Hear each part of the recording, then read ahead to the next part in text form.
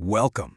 Tonight, we're going to journey into one of the deepest secrets of the Zohar. And we're not just telling a story here, we're actually decoding a cosmic event, an ancient warning that's hidden in a single word.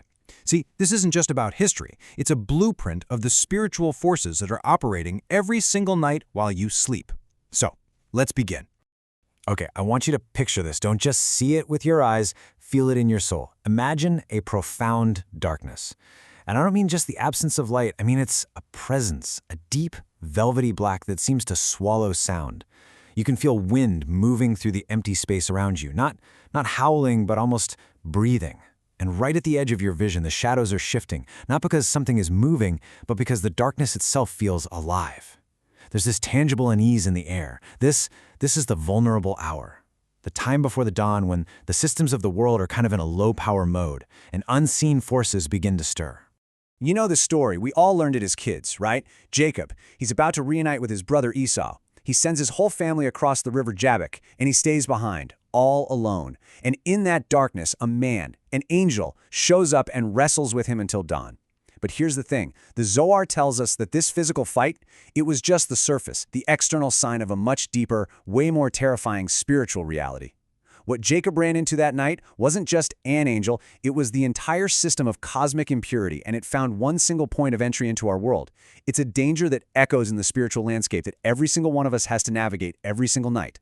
So here's our roadmap for tonight. We're going to start with the verse itself and uncover the Zohar's big clue. Then we'll identify the specific, unseen forces that are actually at play. After that, we'll explore why the cosmic system has this built-in vulnerability at night. From there, we'll get into the good stuff, the shields, the spiritual technologies designed to protect us. Then we're going to translate all this ancient code into modern terms, with manuals for both the intuitive and the technical mind. And finally, we'll bring it all home and reveal your personal mission that happens every single night. Okay, so it all kicks off with this verse from Genesis. Vayivater Yaakov Levado, and Jacob was left alone. In just these 3 words, the Zohar finds the seed of the entire conflict. The key isn't that he was wrestling. The key is that he was alone. That word, Levado, it's not just the description of where he was physically. It's a diagnosis of a spiritual condition. It's the one word that unlocks everything that's about to go down. And the Zohar, man, it connects the dots for us directly. It says flat out that Jacob's state of being Levado, alone, is what caused the breach. It's what created the opening for the chief architect of the other side, the spiritual force known as Samael. You see, this wasn't some random mugging. Jacob, one of the pillars of the entire cosmos, he became vulnerable the second he was isolated. So what exactly is this force, and why does being alone give it so much power? To really get this, we've got to look closer at the unseen dangers of the night. You see, the night isn't just empty space. The Zohar teaches that the spiritual ether is just buzzing with different forces and energies. During the day, the divine light sort of keeps all the negative stuff in check. But at night, a whole different dynamic takes over, with 2 main categories of hostile spiritual energy that we have to deal with. And the key is hiding right here, in this verse from Psalms.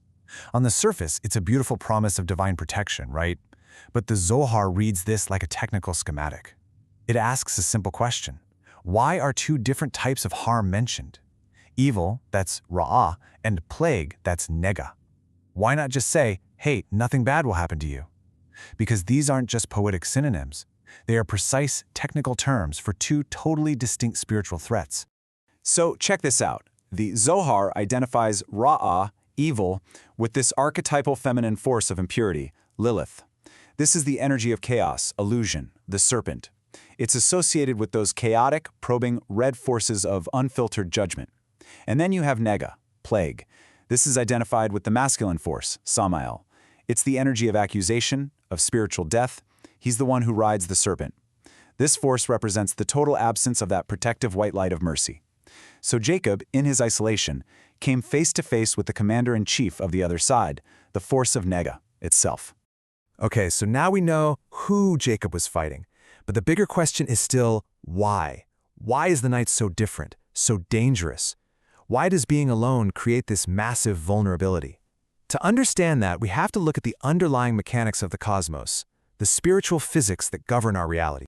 In Kabbalah, night isn't just when the sun goes down. It's a technical term for a specific state of our reality, which is called the Sephirah of Malkut.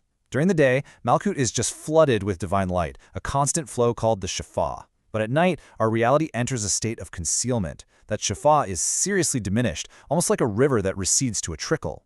The protective structures get weak, and that green light of harmony that balances everything out gets disrupted, leaving the whole system exposed. And this is where that word Levado becomes absolutely critical. If night is the system running in a low-power, unsecured mode, then being alone is like opening a port on your firewall with a password like 1234. Unity, community, connection, these are fundamental protective layers. They create this spiritual field of mutual support. It's like a distributed network of defense. When a person is truly isolated, and I mean spiritually, not just physically, it creates a breach in that field. It's an open port, and it's basically broadcasting a signal that says, hey, I'm unprotected, inviting all those hostile processes that are constantly scanning to our way in. Okay, so this system has a vulnerability. And that might sound bad, but it's a fundamental feature, not a bug. And the good news is it also comes with a security manual. The Zohar and the sages, they don't just point out the danger. They give us the exact protocols to build what you can really think of as a spiritual firewall. And these are active technologies, not just passive beliefs, that create a shield of light around your soul. These are the main layers of protection. First, unity. You got to avoid that Levado state. Second is Torah study, which literally surrounds you with divine wisdom. Third, mitzvot, or good deeds, which build up a kind of spiritual capital. And finally, there are specific prayers, and the most powerful of all is the bedtime Shema, the Kriyat Shema Olamita. These aren't just rituals, you guys. They're active protocols for rebuilding that white shield of protection and restoring the green flow of harmony before your soul logs off for its nightly mission. Think about the number one, Levado, a single, isolated entity. This is the state of maximum vulnerability. It's a system with zero redundancy, no backup, no interconnected support nodes. It is the single point of failure that the entire system of impurity is designed to find and exploit. The whole strategy of the other side is to break down the collective into these vulnerable ones. So, the solution is found in the number 12. This represents the 12 tribes of Israel, a complete, ordered, structured community. It's not just many versus one, it's a complete system versus an isolated unit. 12 represents structural integrity, spiritual wholeness. It's built on a foundation of 10, the 10 Sephirot, a complete divine structure. When you are part of a structure like that, an attack on one point is met by the defenses of the entire system. And that is the strength Jacob temporarily disconnected from when he was left Levado. Now, I know these concepts can feel really abstract, rooted in ancient cosmology.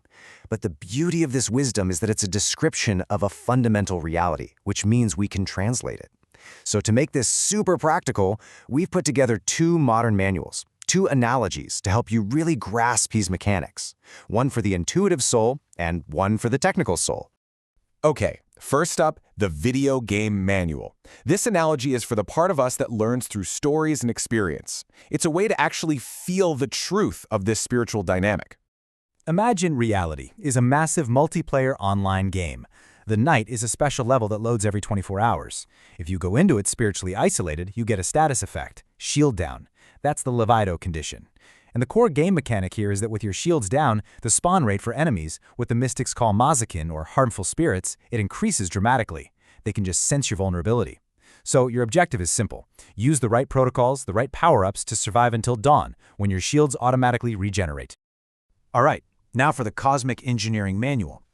This is for the analytical mind, the part of us that understands systems and processes and vulnerabilities. From an engineering perspective, the cosmos operates in cycles. Night is basically a low-activity cycle. System monitoring is reduced, the divine energy flow, the shefa, is throttled back. The number one vulnerability in this state is reduced system redundancy, which is our tech term for isolation.